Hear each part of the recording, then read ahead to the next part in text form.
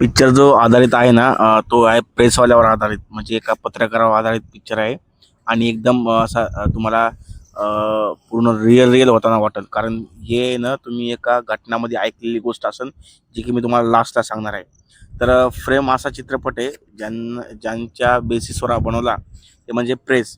तर याच्यात मुख्य बाजू म्हणजे मेन लीड ॲक्टर आहे अमय वाघ आणि नागराज मंजुळे. तर यामध्ये मेन स्टोरी अशी आहे की एका पत्रकाराला किंवा एका फोटो घेणाऱ्या माणसाला यामध्ये आपल्या याच्यामध्ये आपल्या जे वृत्तपत्रामध्ये आपल्याला जे फोटोज पाहायला भेटतात त्यामध्ये किती स्ट्रगल करावं लागतं. आताच्या म्हणजे नवीन सोशल मीडियाच्या जमान्यामध्ये कोणती एखादी घटना झाली तर सर्वात आधी लोक सोशल मीडियावर फोटो काढून टाकतात आणि मग त्यांचा हे होऊन जातं, एकदम एक्सपोज होऊन जातो. तर त्यांना नवीन नवीन फोटो काढावं लागतात आपल्या त्याच्यामध्ये पेपरमध्ये टाकायला. तर त्यामध्ये त्या गोष्टीमध्ये एका याला पत्रकाराला किती स्ट्रगल करावं लागते या पिक्चरमध्ये तुम्हाला दाखवलेलं आहे. तर तुम्हाला अजून एक पिक्चर पाहताना एकदम एंडिंगला समजून की तुम्हाला तुम्हाला जर एक घटना माहीत असेल तर मी तुम्हाला एक घटना सांगतो. मी तुम्हाला एक फोटो शेअर करतो त्यामध्ये स्क्रीनला, तुम्ही एकदा बघा.